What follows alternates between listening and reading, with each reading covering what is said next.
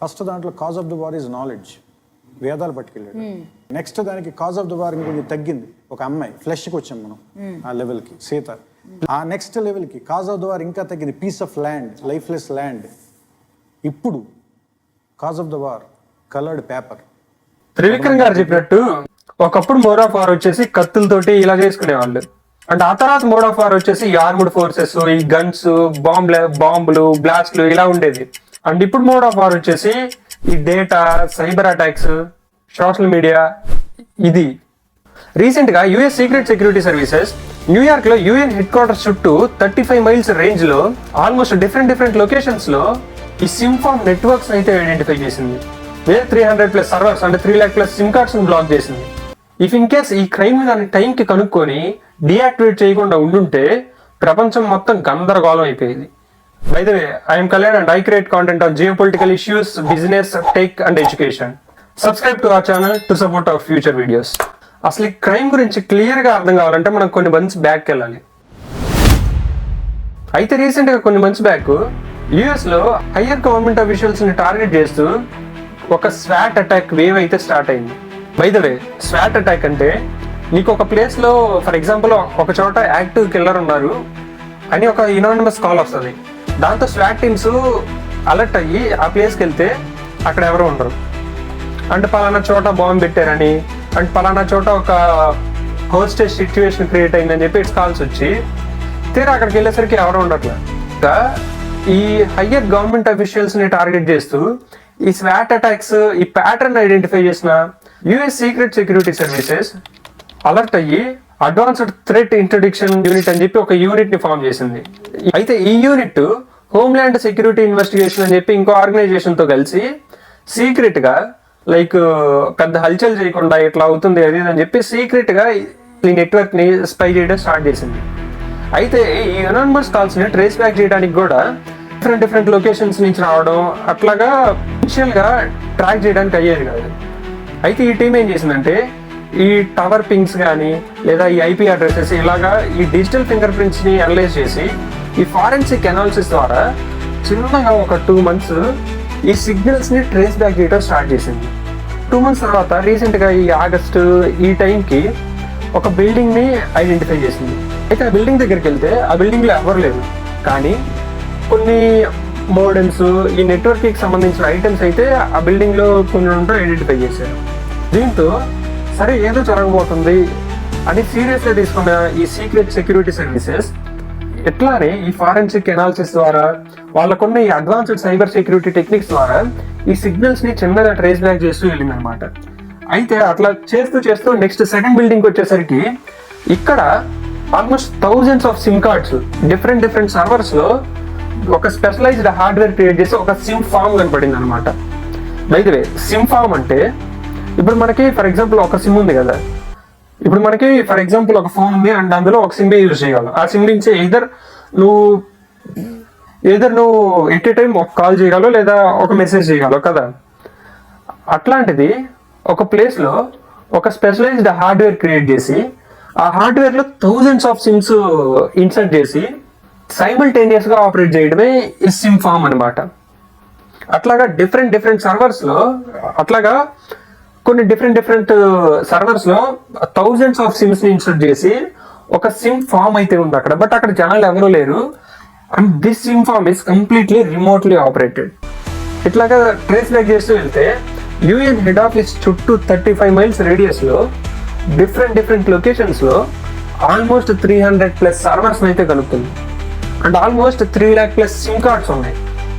So successful గా ఈ SIM form network మొత్తాన్ని ట్రేస్ చేసి ఆల్మోస్ట్ 3 lakh+ సిమ్ కార్డ్స్ అయితే బ్లాక్ చేసేసింది. అయితే ఈ సిమ్ ఫామ్ నెట్వర్క్ ఏం చేయగలదంటే at a time per minute కి almost 30 lakh to 40 lakh messages send చేయగలదు and also 30 lakhs to 40 lakh phone call send చేయగలదు. అంటే ఒక ఫోన్ కానీ కాదు, ఆ ఏరియాలో ఇన్ని యాక్టివేట్ చేయగలదు. అయితే ఒకే ఏరియాలో ఇన్ని యాక్టివేట్ అయితే ఏమవుతుందంటే ఫర్ ఎగ్జాంపుల్ ఇప్పుడు సెల్యులార్ నెట్వర్క్స్ ఎలా బిల్డ్ అయ్యి ఉంటాయి, ఆ ఏరియా కెపాసిటీని బట్టి అక్కడ టవర్స్ ఈ నెట్వర్కింగ్ లైన్స్ అనేవి డిజైన్ చేసి ఉంటారు. కానీ ఒకటేసారి ఈ 30 lakhs to 40 lakhs కాల్స్ కానీ మెసేజెస్ కానీ ఇలా స్పైక్ వచ్చినప్పుడు కెపాసిటీ ఓవర్లోడ్ అయిపోయి ఆ నెట్వర్క్ మొత్తం క్రాష్ అవుతుంది. ఇన్కేస్ అలా క్రాష్ అయితే న్యూయార్క్ మొత్తం కమ్యూనికేషన్ దెబ్బతింటది. ఇక జనరల్ టైంలో ఈ సింఫామ్ నెట్వర్క్ కానీ దొరుకుంటే పెద్ద అంత గ్లోబల్ రీచ్ రాకపోతుండే. బట్ ఇప్పుడు ఇంత గ్లోబల్ రీచ్ రావడానికి రీజన్ ఏంటంటే ప్రతి year United nations general assembly meeting అని చెప్పి జరుగుతుంది. అయితే ఈ ఇయర్ కూడా సెప్టెంబర్లో న్యూయార్క్ లోని యునైటెడ్ నేషన్స్ హెడ్ క్వార్టర్స్ లో UNGA మీటింగ్ ఉంది. వేర్ 150+ కంట్రీస్ నుంచి ప్రెసిడెంట్స్, ప్రైమ్ మినిస్టర్స్ వచ్చి అక్కడ ఈ ట్రేడ్ వార్స్, ఈ డిఫరెంట్ ఇష్యూస్ గురించి డిబేట్స్ జరుగుతాయి అండ్ పెద్ద పెద్ద డెసిషన్స్ తీసుకుంటారు. అలాంటి ఒక మీటింగ్ జరిగే టైంలో ఇలాంటి ఒక సింఫామ్ నెట్వర్క్ అనేది ఈ బిల్డింగ్ సరౌండింగ్స్ లో ఈ ఎన్సర్కిల్ చేసి ఇంత పెద్ద నెట్వర్క్ క్రియేట్ చేయడం గ్లోబల్ హాట్ టాపిక్ గా మారింది.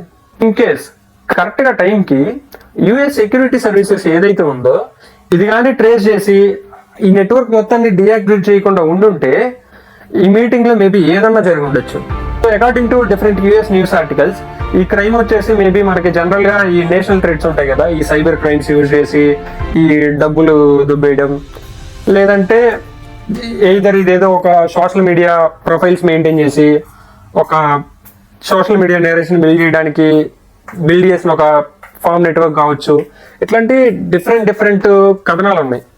అలాగే మేబీ ఇది పర్టికులర్గా ఆ మీటింగ్ని టార్గెట్ చేసి అక్కడికి వచ్చే అఫీషియల్స్ అది వస్తారు కాబట్టి US డిఫెన్స్ సిస్టమ్ మొత్తాన్ని గెలకాలని చెప్పి US పరువు తీసి ఉండాలని చెప్పి వేరే ఫారెన్ కంట్రీ కూడా చేసి ఉండొచ్చు. సో ఇందులో ఏదైనా కావచ్చు. అయితే రీసెంట్గా US అఫీషియల్స్ చెప్పడం ఏంటంటే ఈ సింఫామ్ నెట్వర్క్ మొత్తాన్ని ట్రేస్ చేసినప్పుడు అందులో ఉండే ఆ ఎన్క్రిప్టెడ్ డేటా కానీ, ఎన్క్రిప్టెడ్ చాట్స్ కానీ అండ్ డిఫరెంట్ ఫారెన్సిక్ అనాలిసిస్ అలా చేసిన తర్వాత వాళ్ళు చెప్పేది ఏంటంటే ఈ ఎక్విప్మెంట్ మొత్తం చైనీస్ ఇంపోర్టెడ్ అంట. అంటే ఈ ఆడియో స్పీకర్స్ అని చెప్పి, ఈ మ్యూజిక్ యాంప్లిఫైయర్స్ అని చెప్పి, ఈ ఆడియో ఎక్విప్మెంట్ అని చెప్పి దొంగతనంగా ఈ ఎక్విప్మెంట్ మొత్తాన్ని చైనా నుంచి ఇంపోర్ట్ చేశారు. అయితే ఇది ఫారెన్ కంట్రీ అబ్సర్వ్ చేయలేదు. మేబీ కొంతమంది లోకల్ క్రిమినల్స్, లోకల్ గ్యాంగ్స్తో కమ్యూనికేట్ అయ్యి ఏదో ఒక ఫారిన్ కంట్రీ ఆపరేట్ చేస్తుందని అండ్ ఆల్సో అందులో ఉన్న ఈ ఎన్క్రిప్టెడ్ చార్ట్స్ అని అనలైజ్ చేసినప్పుడు ఈ లోకల్ క్రిమినల్స్కి అండ్ సమ్ ఇంటర్నేషనల్ యాక్టర్స్కి లింక్ అయ్యాయి అని చెప్పి and these actors are indirectly linked to China. సో ఇదంతా చైనానే చేపించి ఉండొచ్చు, చైనాకి లింక్ అయి ఉండొచ్చు అని చెప్పి అఫీషియల్స్ కొంచెం ఇండైరెక్ట్గా చెప్పారు. ఇన్ కేస్ టైం కనుక ఈ నెట్వర్క్ మొత్తాన్ని ఐడెంటిఫై చేసి బ్లాక్ చేయకపోయి ఉంటే మేబీ ఏదైనా జరిగి ఉండొచ్చు ఆ జనరల్ అసెంబ్లీ మీటింగ్లో. సో ఇప్పుడు అకార్డింగ్ టు యువర్ అనాలిసిస్ ఇది మేబీ చైనాని నిజంగా చేసి ఉండొచ్చా, లేదా ఏదన్నా ఒక ఫారిన్ కంట్రీ US సెక్యూరిటీ సర్వీసెస్ని అండ్ డిఫెన్స్ సిస్టమ్ని గెలుపుదాం, అసలు ఎంత గట్టిగా స్ట్రాంగ్గా ఉందో చూద్దామని చెప్పి ఏమైనా చేసి ఉండొచ్చా, లేదంటే పర్టికులర్గా ఈ UN హెడ్ క్వార్టర్స్లో జరిగే ఈ మీటింగ్ని టార్గెట్ చేసే ఇదంతా ఫామ్ చేసి ఉండొచ్చా? నువ్వేమంటావు? అసలు ఏ కంట్రీ చేసి ఉండొచ్చు, ఎందుకు చేసి ఉండొచ్చు, మోటివ్ ఏమై ఉండొచ్చు? అకార్డింగ్ టు యువర్ అనాలిసిస్ నీ కన్క్లూజన్స్ ఏంటి? సో నీ కన్క్లూజన్స్ ఏంటో కింద కామెంట్ చేయి. Thank you for watching. సరే ఫ్రెండ్, ఉంటా మరి, బాయ్.